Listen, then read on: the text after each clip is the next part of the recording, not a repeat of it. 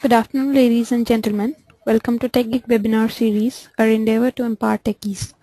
We believe that sharing of knowledge is the key to enhance our skills and grow us as professionals. With this principle in mind, we have initiated a series of webinars conducted by industry experts to give you all a crisp insight of various domains. The topic of today's session is Windows 8 and Modern UI, the Changing Application Paradigm. Our guest speaker today is Mr. Vibhor Mathur, Senior Manager TRM at Sapien Global Markets. Mr. Vibhor has overall 14 years of experience in the IT industry and has been working for Sapien for 6 years now. He has been leading several critical projects from the technology front at Sapien Global Markets. His primary areas of expertise is C++ and Visual C++. He has a strong interest in exploring new technologies and has delivered several technology sessions in various forums. So without further delay, I introduce you all to our guest speaker. Over to you, Mr. Vibhor. Thanks, Mohini. Ladies and gentlemen, very good evening to you. Welcome to this session of Windows 8 and Metro Modern UI. The idea behind the theme that we're going to be covering in this session is, the changing application paradigm and, the mindset shift that we need to, that we as architects and developers need to have in order to create or think about modern UI-based applications.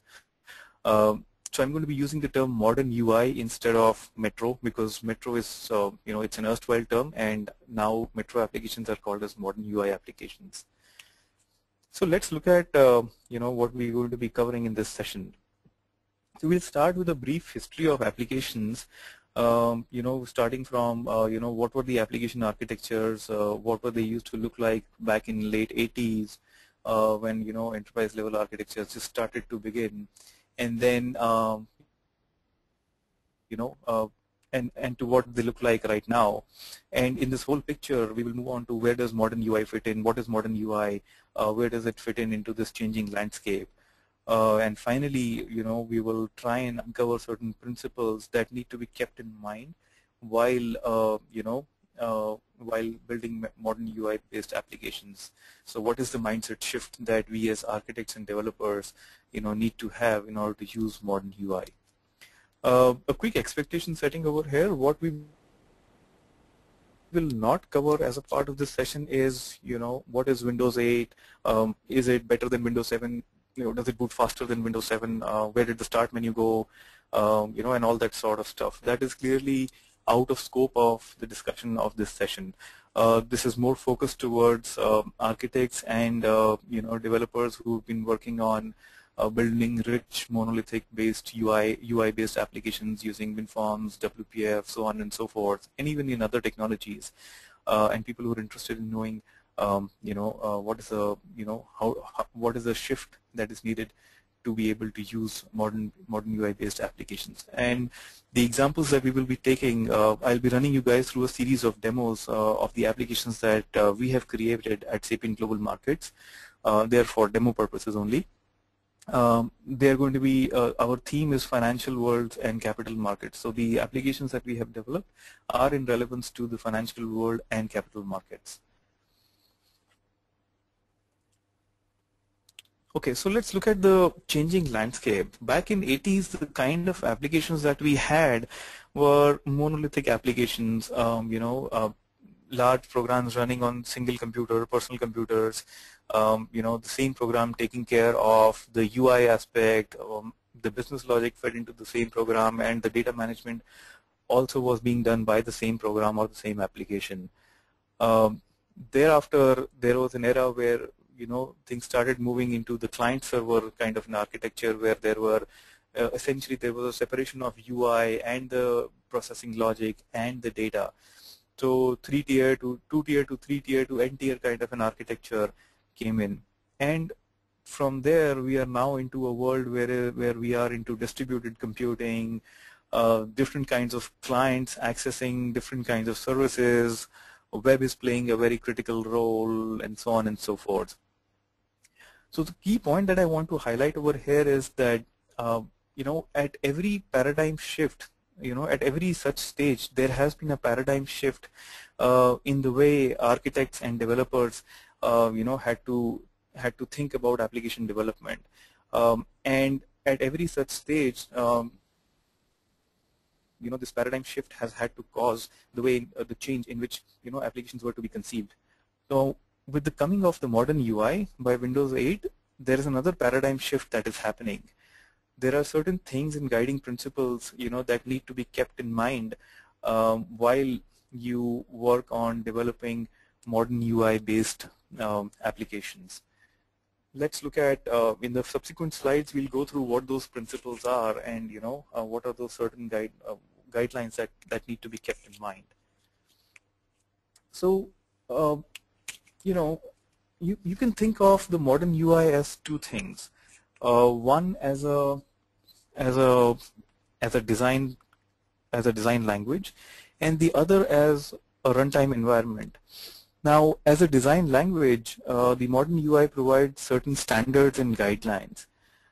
Those standards and guidelines enable you to build rich, immersive modern UI-based applications, whereas a runtime environment provides you with the necessary services that are needed to execute those applications. Now, with this, let me just walk you through how the start screen of Windows 8 looks like. So this is the start screen. As you can see, there are these beautiful colored boxes that you see on the screen.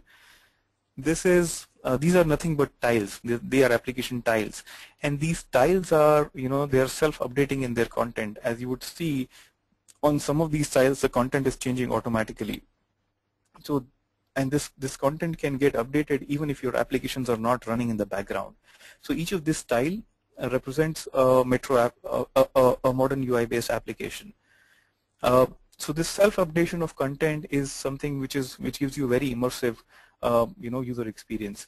And similarly, there are several other features on Windows 8 and modern UI which makes the whole experience more immersive and engaging, which we will cover during the course of this session. The other important aspect of modern UI-based apps is a clear focus on topography of the applications. So let me show you one of the favorite applications, my favorite applications, which is the People's app. So this application, look at the way the content has been laid out. There are clear, bold titles, there are clear, bold headings on top. The overall content of this application flows from left to right in a horizontal manner. Clearly you can see text, you can select items, and so on and so forth. So Metro lays a lot of focus on the topography of the applications. The third important aspect about modern UI is the ability to run on multiple platforms. So modern UI-based applications can run on a plethora of devices, which is starting from your desktops to laptops to tablets to mobile phones, and so on and so forth. Now let's get back to the presentation to look at what is that one thing that enables this running of support for multiple devices. So here's introducing Windows Runtime. Now Windows Runtime is the essential core layer which sits at the bottom of all modern UI based applications. You can think of Windows Runtime as a layer parallel to the kernel, or a layer above the kernel, in fact, to be very honest, which provides the necessary core services for the Metro applications to execute. The core services you can see listed down in the green box over here. Apart from the core services, for developers and for development of modern UI based applications, the Windows Runtime provides projections into various development languages. So you could develop a modern UI based app using C++ and XAML, with XAML being at the front end and C++ for the business logic. Or you could do it using C# and VB.NET using the .NET framework and XAML as the front end. Or you could do it in HTML5 and JavaScript, with the business logic being in JavaScript and HTML as the front end. So meaning thereby that from a developer's perspective, people who have been working on these development platforms since ages, there is nothing new that they have to learn except for the fact that they need to be familiar with the Windows runtime APIs and the Windows runtime programming model. Apart from that, there is no new language that you need to learn. So your learning curve gets reduced a lot to that extent. Besides this, the traditional desktop-based applications are anyways supported on Windows 8. So whatever runs on Windows 7 would continue to run on Windows 8 as well. So for example, you could still have your HTML5 and JavaScript applications working in your browsers, your C++, Visual C++ based applications working in native Win32 using the native Win32 APIs, and your traditional C# and VB based .NET applications still working. So that's the that is about the Windows runtime, and this is how the additional other important thing about Windows runtime is that this runtime environment is available for different architectures. So you would have a compilation of the Windows runtime for Intel-based architecture. You would also have a compilation of the Windows runtime for ARM-based architecture, and and this is how support for multiple devices is enabled, because for my modern UI based app, all I need is the Windows runtime. And if I have the Windows runtime anywhere, I can go and execute my app. Yep. So in order to walk you further into the other design principles and scenarios, I will take a typical case from the financial world. For the sake of simplicity, we are just taking three basic actors, which is portfolio manager, execution trader, and an analyst. Now, the job of a portfolio manager is that he front faces the investors, he creates deals and strategies, and as a part of doing that, he keeps a watch on the stock prices. The application that he uses is the portfolio management application. There is this other guy who's the execution trader who is actually responsible for going and executing the orders that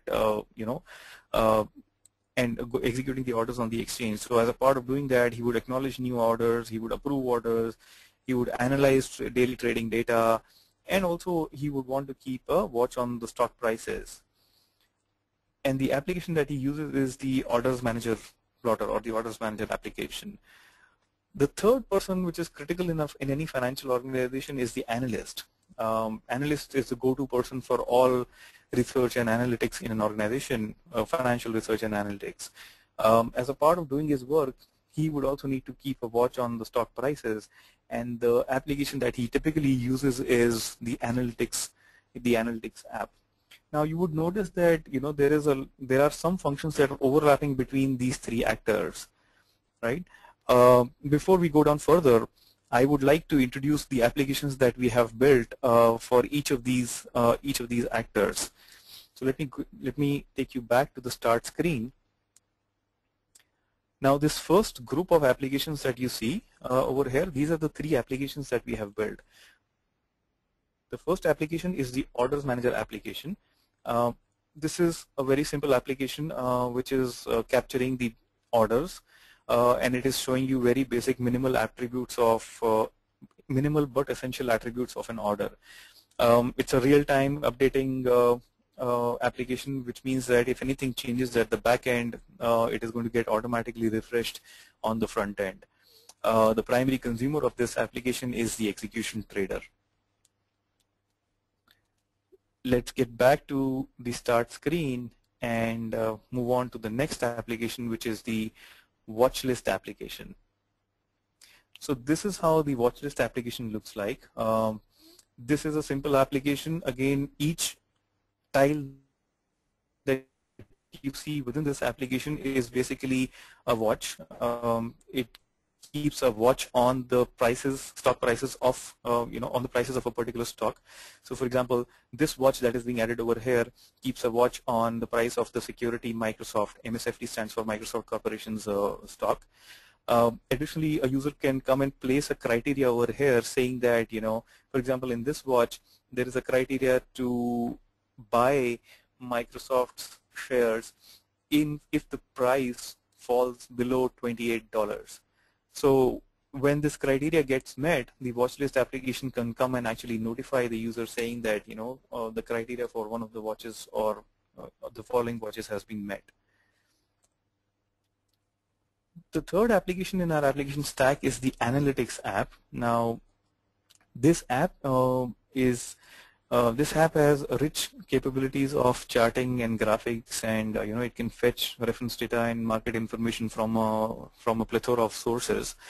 This application has been built using HTML5 and JavaScript, and the previous two applications that we saw were built using C# and XAML.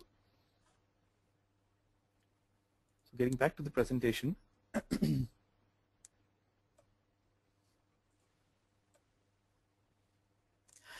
Now, traditionally, and the way we have been developing applications is, we have been developing rich monolithic applications. So this person that you see over here is the portfolio manager. What he's really interested in viewing is his portfolios and his deals.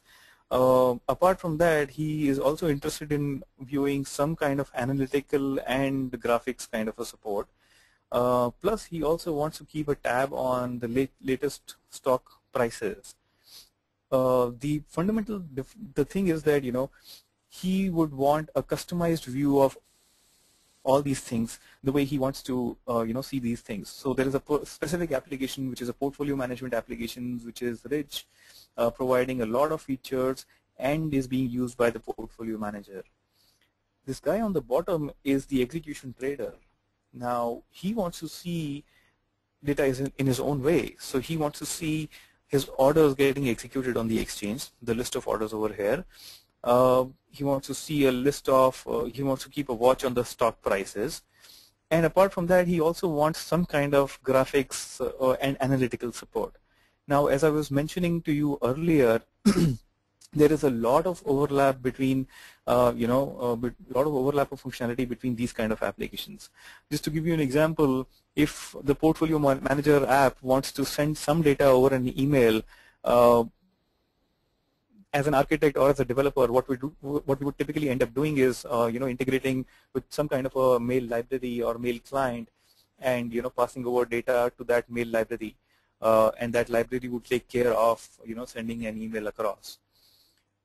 So what we are suggesting over here is that, when you're thinking in terms of modern UI, there is a key principle that you should keep in mind, which is less is more. So less is more, meaning that you should focus on creating applications that are good at doing just one thing that they are best at. Instead of having applications which are large, rich, monolithic applications which take care of 20 functions, for example, the orders manager application is just good at executing the orders, accepting orders, displaying orders, executing orders on the exchange, and changing their statuses. The mail application or a mail client application is just good at, sending emails, because that is what it is supposed to be doing. The analytics application is good at, giving a great analytics capability in terms of charting and so on and so forth. Now, in order for these applications to be able to collaborate with each other, there is a very important contract that the modern UI has exposed.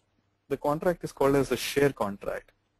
I'll explain this contract through a simple demo. So I'll go back to the orders manager application.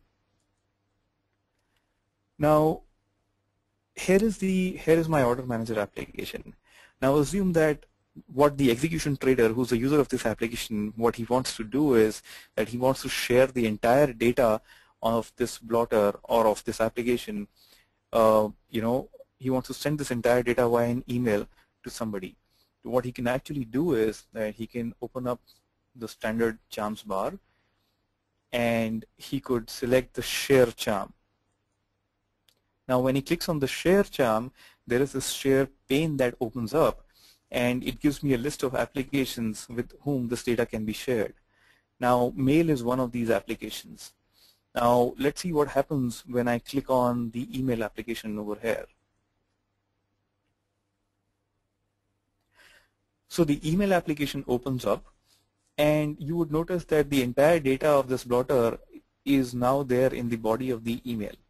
and I can, or the execution trader can just type in mail IDs to whom he wants to send this email out to, and the mail is going to go. So meaning thereby that this functionality, the orders manager application is focusing at just maintaining the orders. The mail client is focusing at sending the email out. But this collaboration of use cases, the collaboration between the orders manager application and the email application is happening via the share charm. So this whole heavy lifting of sending data from one application to another application is being given by the modern UI framework. Similarly, I'll take another example of sharing that, let's say the execution trader wants to, have a graphical view of the entire data on this plotter. So what he could do is he could again click on the, the share charm, and this time instead of choosing email, he could choose the analytics application. By the way, an interesting fact is that, this email application is a Microsoft application. This is not something that we have developed.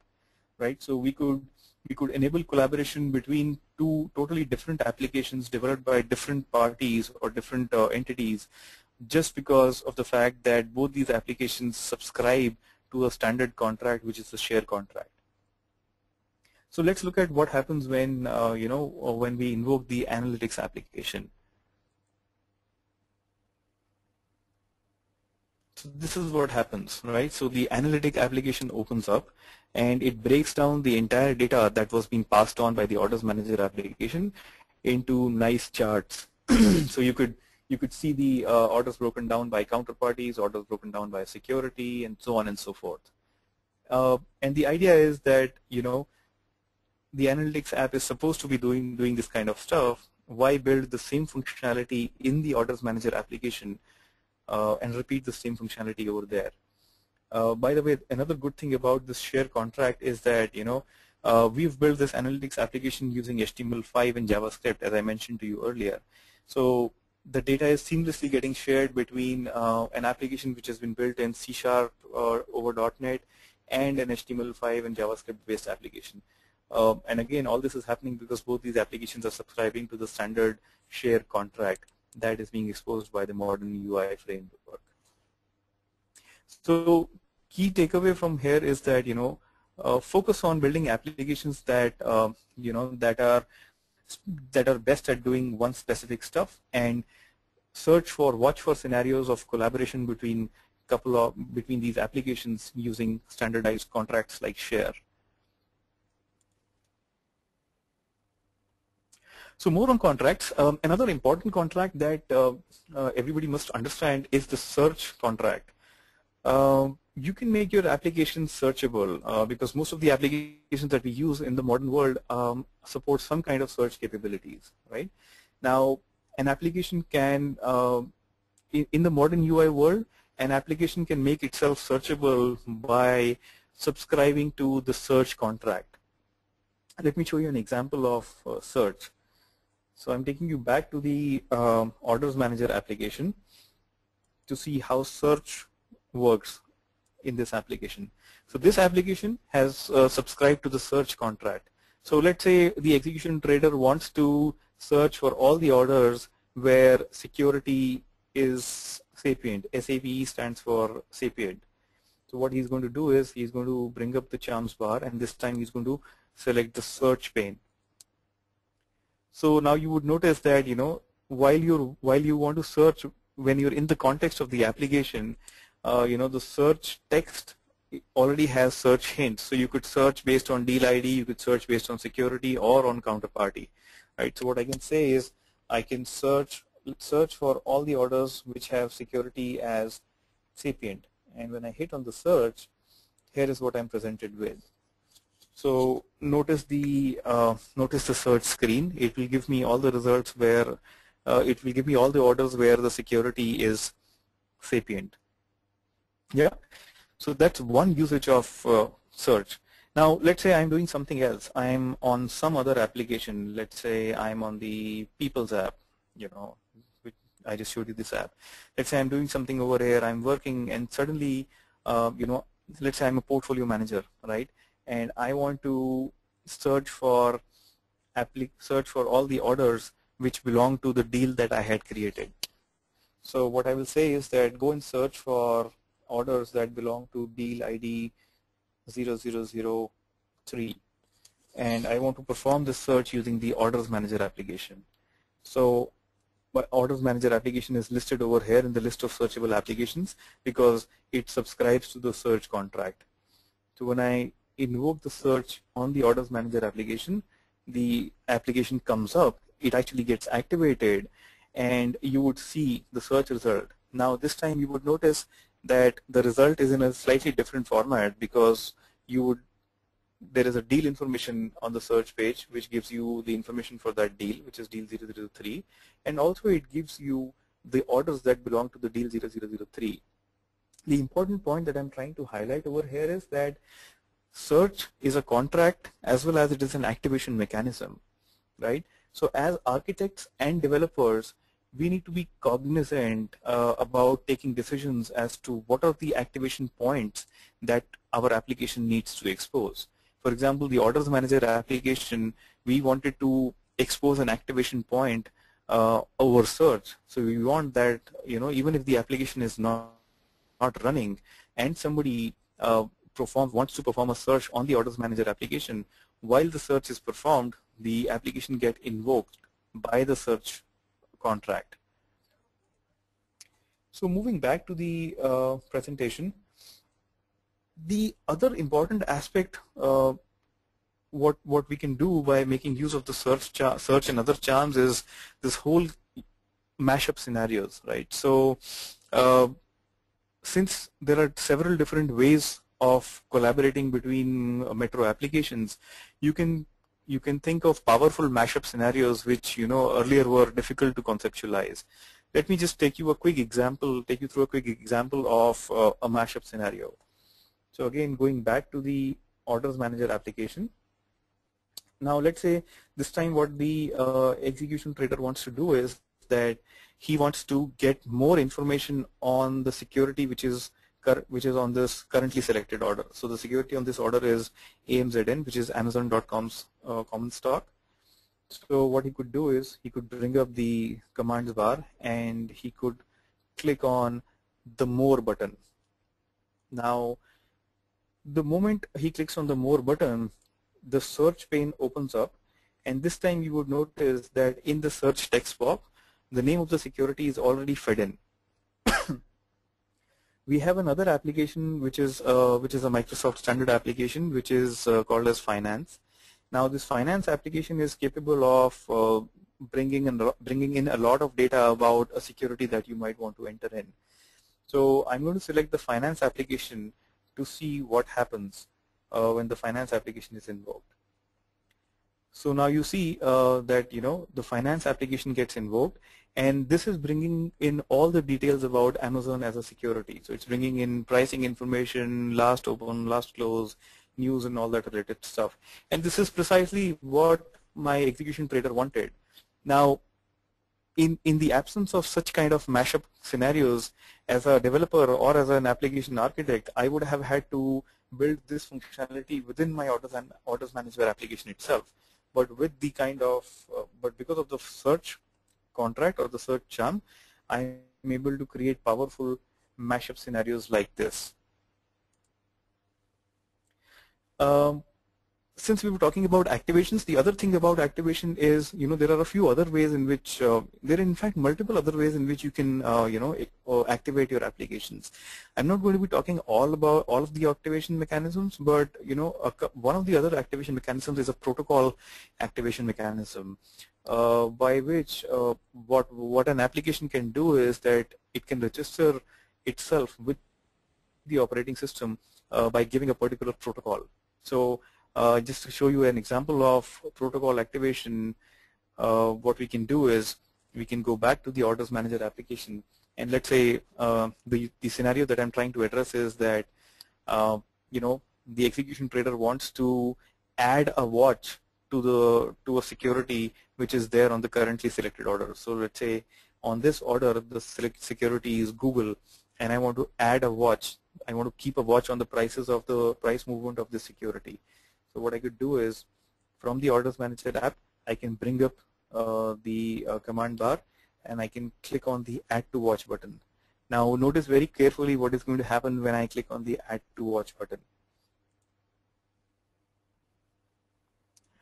So when I clicked on Add to Watch, that brought up the watch list application with the Add Watch window open in, and you would notice that the security that I had selected on the order is automatically pre-populated in over here, right? So I can place a watch order over here. I can put a watch over here and say Add to Watch.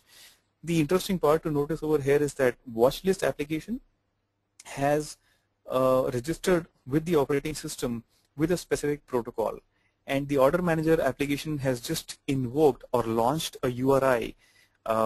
It is given a launch URI command to the operating system, giving that protocol and the data it wanted to share with that protocol. And the framework, which is the Modern UI framework, has automatically launched the watch list Modern UI application. So that's about the protocol activation part. Another similar example of protocol activation is, let's say this time what I want to do is I want to analyze the price trends or the price movement trend of Google as a security. So what I can do is I can bring up the app bar, and this time I'll click on the Analyze button. Now when I click on the Analyze button, this opens up the Analytics application and it shows me the price movement of Google. So again, what the Analytics app has done over here is that it has registered itself with a particular protocol, and the Orders Manager application has launched a URI giving that protocol. So the other point which I wanted to bring in over here is that protocol activate, all these contracts and activation mechanisms are applicable to all kind of modern UI applications, irrespective of the platform they have been built in. So Analytics is a HTML5 JavaScript application, and Watchlist was C# XAML based application. There is completely no distinction in the look and feel and in the behavior of these contracts and the protocols, irrespective of the platform of development. So key learning from over here is that make use of these contracts, think about mashup scenarios, be watchful of what are the activation mechanisms that you need, or activation points that you need to enable in your application, keeping in mind the benefits that these contracts and mechanisms can give you. Now another very important concept on the modern UI is that the modern UI lays a lot of emphasis on standards and guidelines. So there are guidelines available for navigation, there are guidelines available for touch, mouse and keyboard interaction, there are guidelines available for even commanding, and obviously there are standard guidelines available for charms like search and share. The idea behind having these strong guidelines is that the look and feel between applications and their behavior becomes very consistent, right?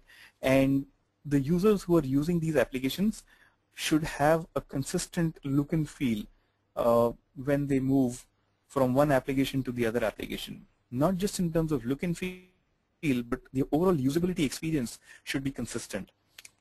The second point behind having a strong emphasis on guidelines and standards is that since modern UI apps can run on a plethora of devices, the user experience on each of these devices for these applications should be consistent, which is difficult to achieve, which has been difficult to achieve so far on any of these desktops and mobile-based applications. So typically, if you take an example of, let's say ICICIbank.com, if you log on to their website using your PC, it has a different look and feel, and if you log on to their iPhone app, it has a different look and feel. If you log on to their BlackBerry app, it has a different look and feel, and so on and so forth. So what Metro is putting more focus on is that the usability aspect, the user experience, should be consistent across all the devices. So for that, I'm not going to be talking about all these, all these guidelines and standards. I'm going to be picking up the real important ones for the sake of this discussion. Let's look at an example of the navigation, the navigation guidelines. I'll take you to the Analytics app,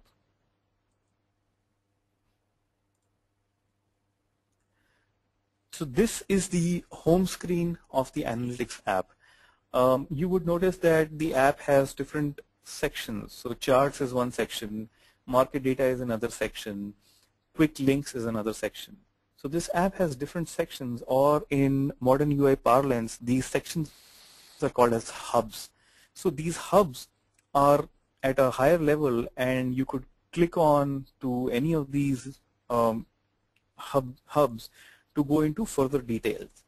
So this kind of a navigation pattern is known as the hub navigation pattern in modern UI, right? Wherein on the main screen you have summed up information, and you could click on various aspects on the main screen or on the hub to explore more details.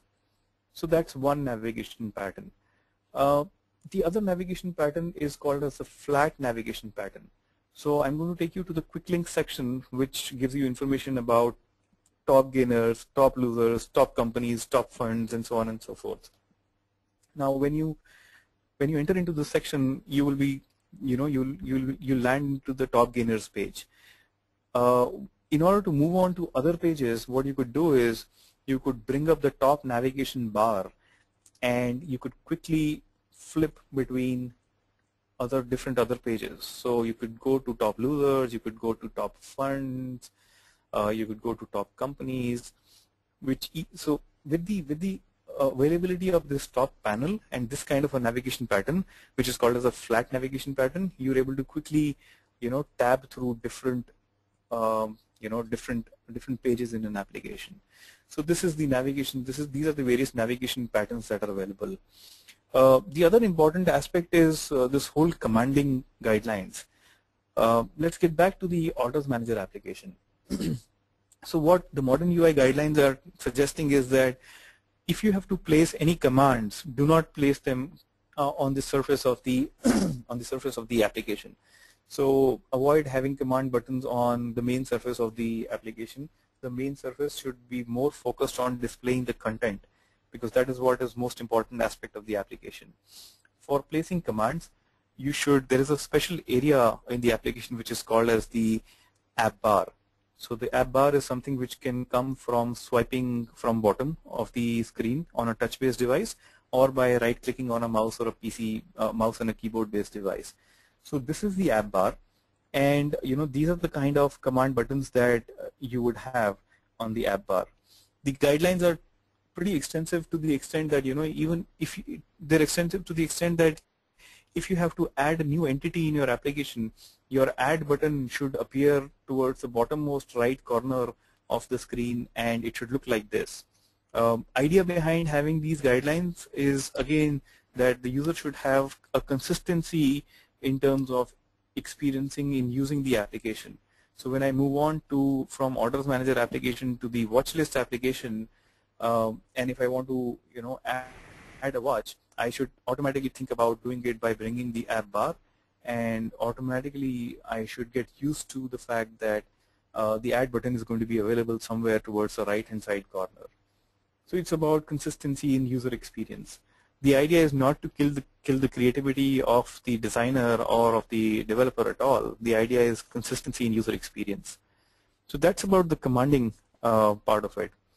And as I mentioned earlier, with this kind of a standardization around, it becomes very, very easy for the user to move or to use one application on a PC-based device and move from there to a tablet-based device and to a phone-based device. So that is the importance of the the commanding and the standards.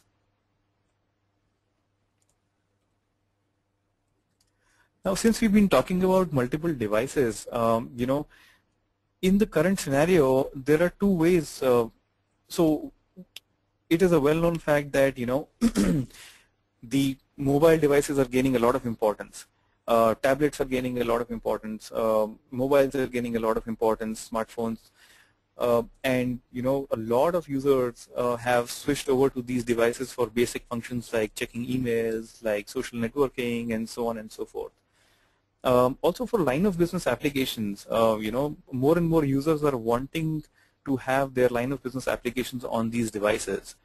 But for people like us, which is architects and developers, this becomes a tricky affair, because there are probably two ways of bringing in line of business applications on mobile devices. One is that you develop an application in the native OS of the device, and you interact with the corporate servers or the data servers over the firewall through web services, right? So that's fine. The other approach could be that you create a browser-based application, and since the browser is available on all these mobile devices, you can access the application over the browser. Now, both of these approaches have their own drawbacks. For approach one, you will have to maintain several different code bases, because you will have to build an iPad app, you will have to build an iPhone app, you will have to build a BlackBerry or an Android-based app based upon the kind of devices that your users are using. And so that will mean maintaining several different code bases, which is difficult and costly to maintain. Obviously, you'll have your main application using whatever front end or whatever technology that you were using earlier for PCs. So that's the approach on drawback one. That's the drawback on the approach one. The drawback on approach two is that since you're using a browser, you may not be able to leverage a lot of capabilities, native capabilities of that device. So you lose on richness of the UI. Now with Metro, things are going to be, or the modern UI, things are going to be changing a bit. What is important to keep in mind is that we've talked about the fact that modern UI applications can work on a plethora of devices. But what is important to keep in mind is that not all parts of an application make sense to be on mobile.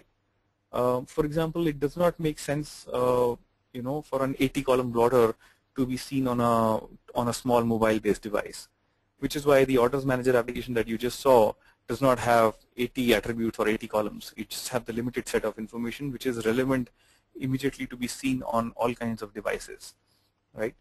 So it doesn't make sense for us to have everything built, every aspect of the application to be built on mobile.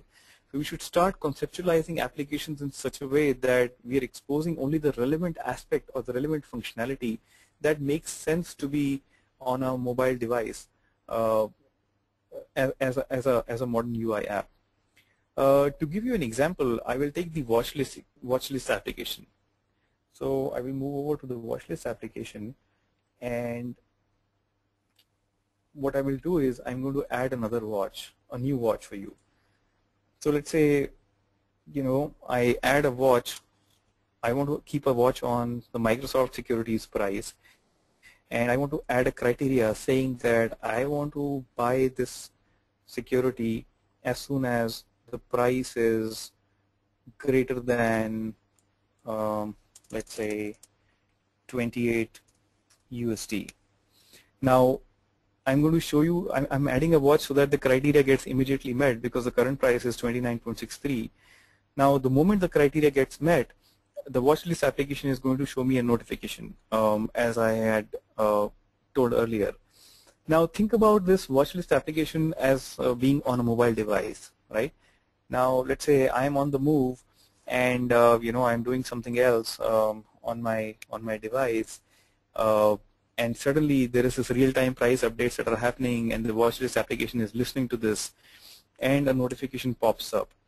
By the way, it's going to take a little while for the notification to come in, because the notifications are scanned for every minute in the demo applications that we have. So imagine that kind of a notification coming in while I'm on the move, and I can take appropriate actions based on that notification. So here is how the notification came in, right? So this is the notification from the watch list application saying that criteria has been met for one of the watches.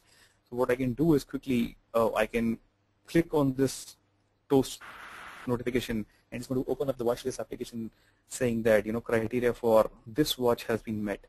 And while I'm on the move, if I'm an execution trader and this is the kind of watch that I had set, I can quickly go to the orders manager application, place appropriate orders to buy Microsoft's security, right? So meaning thereby that there are certain use cases that make sense, or there are certain scenarios that make sense to be on a mobile device. So be cognizant about those scenarios. The other important thing about mobility is that from a support for multiple devices perspectives, let's go back to the analytics application, right? Actually, let me just quickly remove this watch because I don't need to take any more actions, and it's going to keep notifying. Okay, so back to the analytics application, which is here.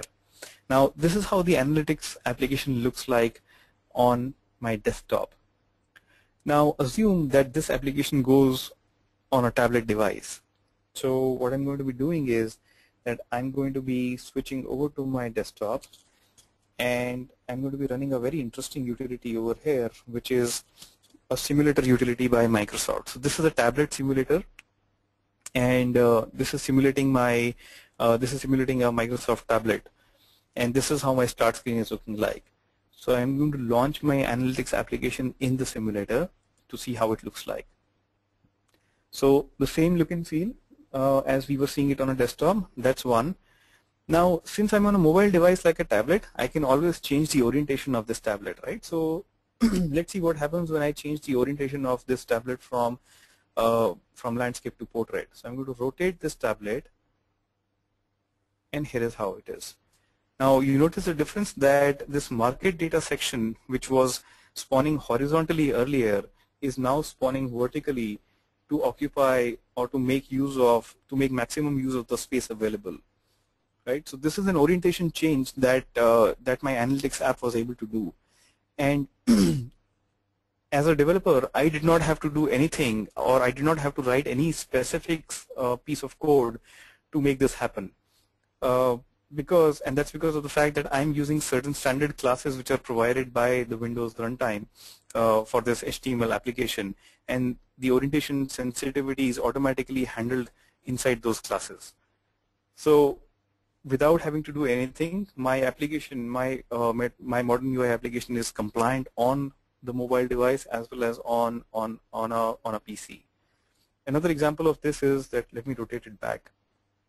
Another example of this is that, let's look at the quick link section which we saw earlier. So if you look at this table, this is like spawning horizontally from left to right, right? If I rotate the simulator again, let's see what happens. So the table adjusts its width so that it is there in center of the screen with the available width, and it adjusts its row height accordingly. Again, I'm using standard classes over here, no extra piece of code that I'm writing to support this kind of an orientation.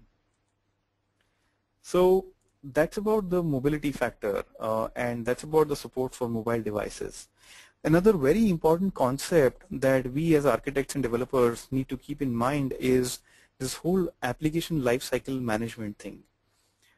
So up till so far, in traditional Win32 and Win64 based applications, we have the operating system has no control over the life cycle of a process.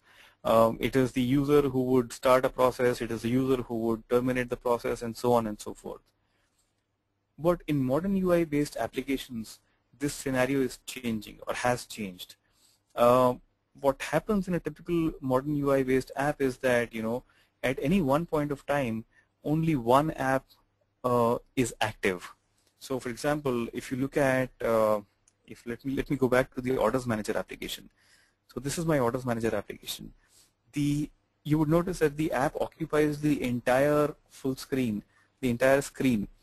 A modern UI app will always run in a full screen mode. It will occupy the entire screen so that the user is not distracted by any of the operating system Chrome level features like a taskbar or a window border or a maximize or a minimize button. So at any one point of time, one app is in focus. So what happens to the rest of the applications? Because I have watch list running, I have analytics running, and so I have a finance application that is running, and so on and so forth. So all the other applications which are not in focus right now will get into a special mode which is called as a suspended mode. In suspended mode, the modern UI, the app is only going to be consuming memory. It is not going to be consuming any CPU cycles. So the the OS scheduler will not assign any CPU cycles to an app which is in suspended state. let me just quickly show you how the suspended state and all this works, how it looks like. So I'm going to take you to the task manager, and you would notice that I was working on the orders manager application, so which is not in suspended state right now, but since I moved out of it, the state of the app changes to suspended. And you could also see that there are some other modern UI apps which are lying in suspended state. So what happens is that when the list of the suspended app goes too high and there is a pressure of resources in terms of memory or CPU or whatever, on the OS, what the OS is going to do is the apps that have been lying in suspended state, it is going to terminate those apps which have been lying in suspended state since long. Now that's a very risky thing, and that's a very scary thing to do from an OS perspective, because what happens to my data? What happens to the state of my application? Because if the OS is going to silently terminate my application in the back without notifying me as a user, this is very, very frightening. However, what happens in reality is that, whenever your modern UI app goes into a suspended state, the OS will send a notification to the application. It will send an event or a suspend event to the application saying that the app is about to be suspended. And as a principle, you're supposed to be saving your data as you go, right? Because if you want that your application should get restored from the exact same point, you should save the state of the application. Along with that, if your application is maintaining critical data in memory at regular intervals, which is pretty much at suspend events, you should be persisting that data into the local storage area. So the operating system will give you these events as to that your application is getting suspended, so you can store, you can persist the state of your application. And when the user launches that application back, it is going to give you a notification saying that you could go and check that whether if your application is getting restored from a terminated state, you could go and restore that state of the application back by by retrieving that data that you had persisted. So all this framework of persisting transient state and persisting applications data, all this framework is handled by the modern UI subsystem, which is a Windows runtime layer. As a developer, all that I need to do is I need to call the relevant APIs to persist my data and to load my data at relevant events. So the application lifecycle management is a very, very, or probably one of the most trickiest things that you would need to handle as far as developing modern UI-based applications. So those were some of the guiding principles. Let's look at some of the key learnings that we have had and some of the key changes that we would need to make when you're developing modern UI applications. So first, foremost, less is more, right? We need to create applications that are, that are focused at doing just those things that they are supposed to be doing best at, instead of having rich monolithic applications, all in one kind of applications. Think of contracts. Think of contracts. Think how you can collaborate between applications. How you can share data between applications. Think of various activation points in your applications as to in what all scenarios can your application get activated. We saw protocol activation. We saw search-based activation. We saw share-based activation. So as architects, we need to think about these various activation points. Think about reusing existing applications to create powerful mashup scenarios. There are, and you don't have to reuse the applications that you have built. You can reuse applications that are provided by other people as well, as we saw in the example of mail, using the mail application and the finance application. There is a lot of focus on standards and guidelines, as we just saw that there is focus on commanding guidelines, navigation guidelines. So keep those standards and guidelines in mind so that you create applications which have a consistent user experience and are consistent in look and feel. Think about use cases and surface those use cases that make sense to be on multiple form factor devices. Bring up those use cases and act upon those use cases accordingly.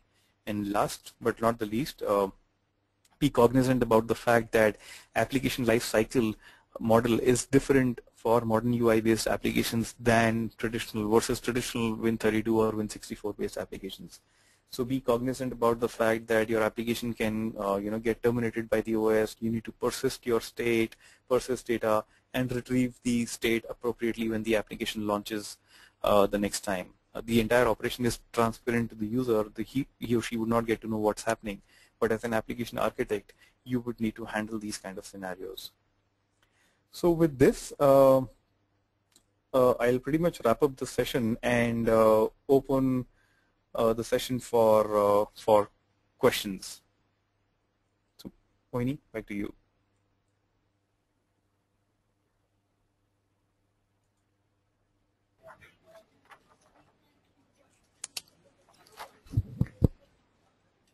Well, thanks for the insightful presentation. Let's quickly take up the questions now. I have started assigning you questions before, so please read out the questions and their answers so that our users may listen to your commendable insights. Okay.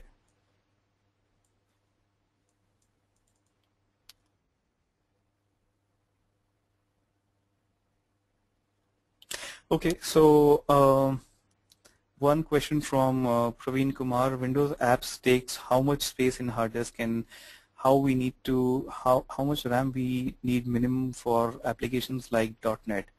To give you an answer, I'm going to be talking in the context of modern UI based applications, the applications that we just saw, because you could still develop traditional Win32 based or .NET based applications in the way you were doing it on earlier versions of OS. But the modern UI applications are not very big in size. Their executable is in some MBs, which is like, so for example, the orders manager application is like a 10 MB executable, and that's about it. I don't even think it's 10 MB. It is lesser than that.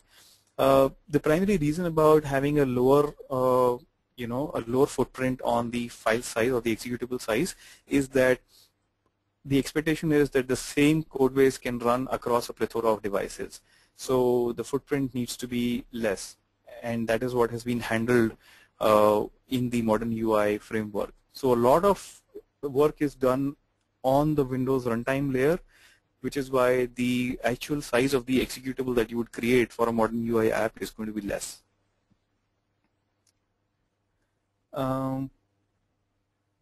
Next question is by Manoj Prabhakar. Can I use the tile-like widget? Example, is it good to have action-like buttons like add, delete inside a tile? Well, I don't think you can have, I'm not really sure whether you can have buttons on the tile, which is the tiles that you see on the start screen.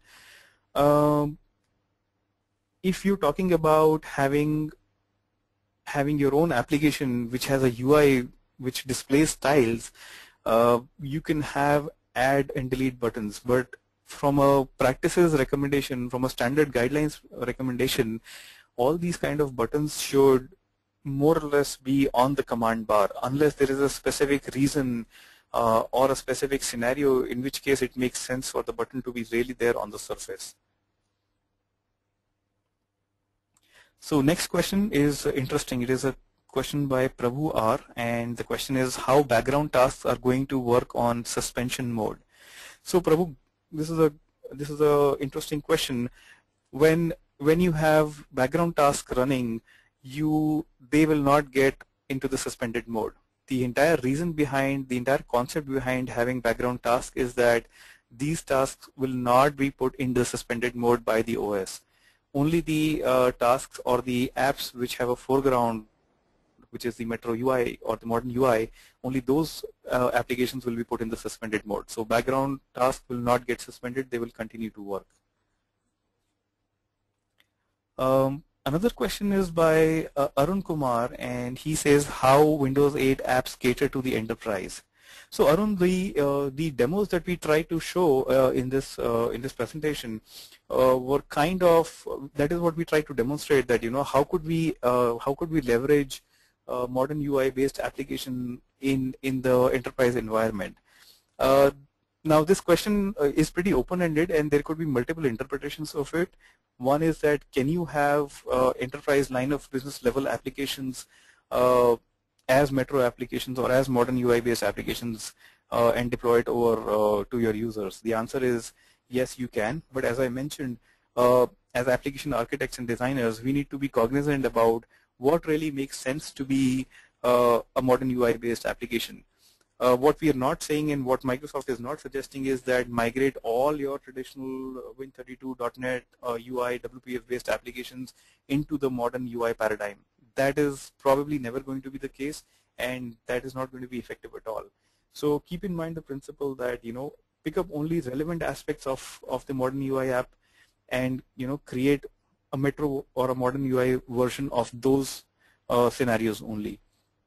If your question is targeted more around how will you manage deployment of enterprise level, deployment of metro or modern UI apps in an enterprise, you could do that at a domain controller level using PowerShell scripts. You can deploy modern UI based applications. You don't need to go to the Windows Store to deploy modern UI applications that are LOB, line of business applications. Your domain administrators can do that using PowerShell.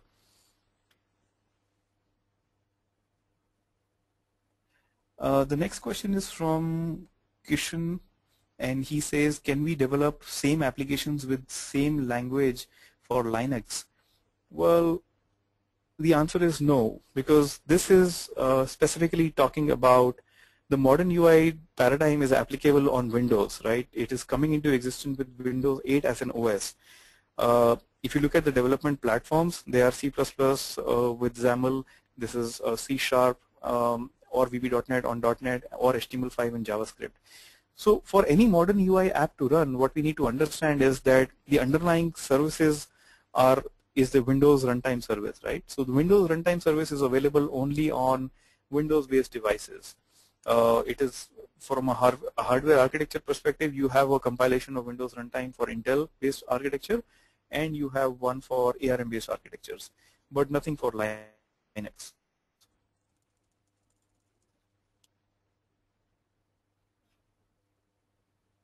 Another question is about from Kumar Shastri. He would want to know how suspended apps are restored.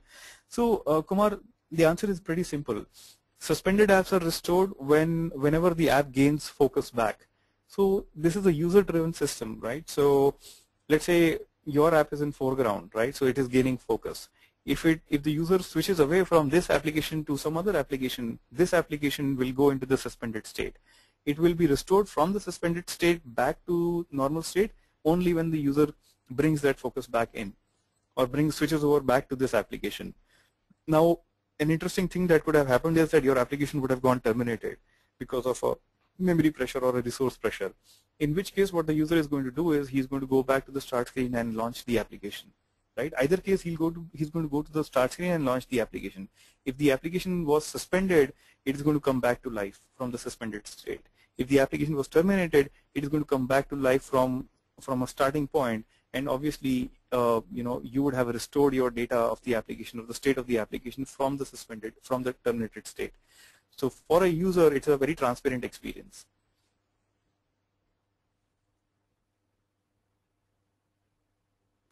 The next question is from August. How can I make live tiles with frequent updates using JavaScript? Using JavaScript, creating live tiles using JavaScript.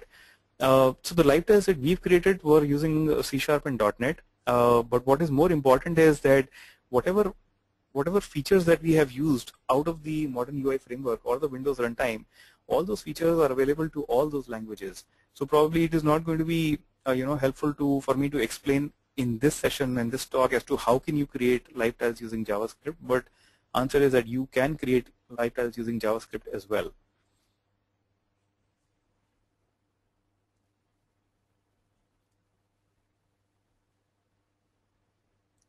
The next question is from Ranjit Singh Bish. He says apps should contain snapped view so that it works fine in portrait view.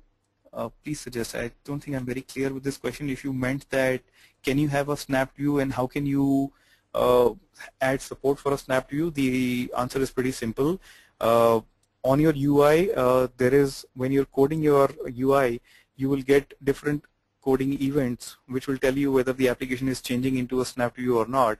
And for the snap view, you will have to recreate your UI in a different mode. For example, for the watch list application, the watch list application supports a snap view, right? So what we have done is we've created two UI. Watch list is a C# and XAML based application. So there are two XAML files, one XAML for the snap view, another XAML for the normal view. So when the application switches to snapped mode, the other XAML comes in, which caters to the which has layouts in the snapped view mode, and when it is in the normal mode, the normal one comes in.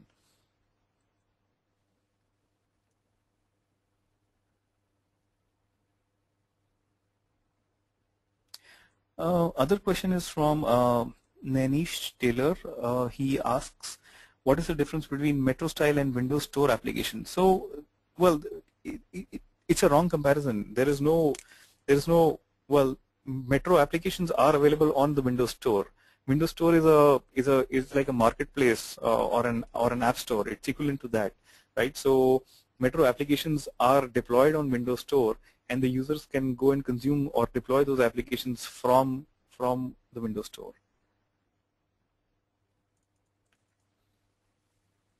Another question is from Chandrakant. He says that as you talked about contract, which an application must follow, what do these contracts contain? Since as a developer, I want to know how data between application is shared. So these contracts, what do these contracts contain? These contracts are nothing but they are guidelines, right? So while you're creating your application, there is an application manifest when you're talking in terms of modern UI applications. There is an application manifest in which you declare what all contracts does this application need to subscribe to. So contract is like a protocol, right? So all that the application needs to do is, for example, I need to subscribe to the share contract. All that the application would need to do is I need to mention that contract in my application manifest file. There are certain properties that I need to fulfill. For example, when my application starts up in share mode, what page should it get started at, or what is the activation point? So remember the discussion that we had on activation points. I need to specify those kind of things. And that's about it. Now, in order to fulfill that contract, let's say let's take an example of the share contract, right? So the order manager application, the moment so let's say you're working on the orders manager application. The moment somebody clicks on the share charm while on the orders manager application, the OS is going to give a notification or an event to the orders manager application, and that event is going to be a data share event or something like that, or initiating a data share. And the application will handle that event in the sense that it is going to prepare a packet of data that it needs to share. And as a return of that event API, I will pass on that packet, or the application will pass on that packet to the operating system. And whatever application has been selected by the user as a target application, the operating system is going to deliver that packet to that target application. Now, since the target application has also subscribed to the share contract, it will get an event inside saying that somebody has invoked you as a share target, and here is the set of data that you have. Now that is up to the target application as to how it interprets and handles that data. So there is no such thing like what does that contract contain. Contract is certain set of guidelines and and that you need to subscribe to. And I just told you as to how you subscribe to the contract. Let me see if I have more questions coming in.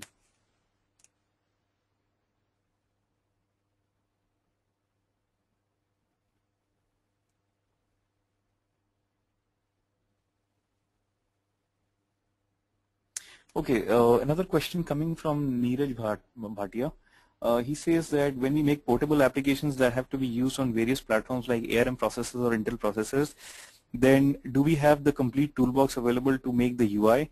Also, is there any macro available that helps us to distinguish between the processor on which we are currently working from the code perspective? Okay, so two parts to your question. One, is there any UI, is a complete UI toolbox available? The answer is yes. There is only one toolbox available, which is the Visual Studio UI toolbox, right? So Visual Studio 2012 and in 2011 supports Microsoft, supports the modern UI development. And there is this whole toolbox available like you have traditionally for WPF based applications, and that toolbox contains the entire set of controls that are supported on the modern UI based applications. Those controls are going to be available consistently across all kinds of devices, be it Intel or ARM or phone or whatever, right? So that's part one. Second part is that is there any macro that helps you distinguish? Well, there is a macro. It's more like a project setting wherein you can say that the target output of this compilation or this build should be on ARM, right? So if your question is more around can you switch between Intel-based compilation versus ARM-based compilation, so you can do it using this compiler flag, which is accessible through the project setting. If your question is more around whether I can get to know whether my OS is an Intel OS while at the time of compiling, I'm sure there are going to be Windows versions flags available as they have been available in the previous versions of Windows. So there are compile time flags available which can tell you whether the OS that you're using is what version of Windows. I'm not too sure whether the same flag is available for an ARM compilation. And I don't think you should be entering into scenarios where you should be saying that if my if the target platform is ARM, then only compile this piece of code, else compile this piece of code. I don't think it's a it's a great idea.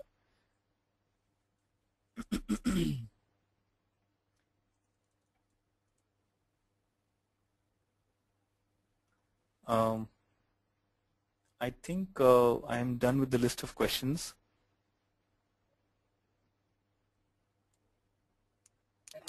Moini, if there are other questions, please send them my way. Otherwise, I think we're good to go. Well, thank you so much for the session, Mr. Vibhor. I'm really thankful to you for conducting this webinar. It was indeed a great session. I would also like to thank all our participants for the support in making this webinar a success. The recording of the session would be available on techgeek.com by tomorrow. Thank you all. Have a great evening. All right. Thanks, guys. Thanks, Moini.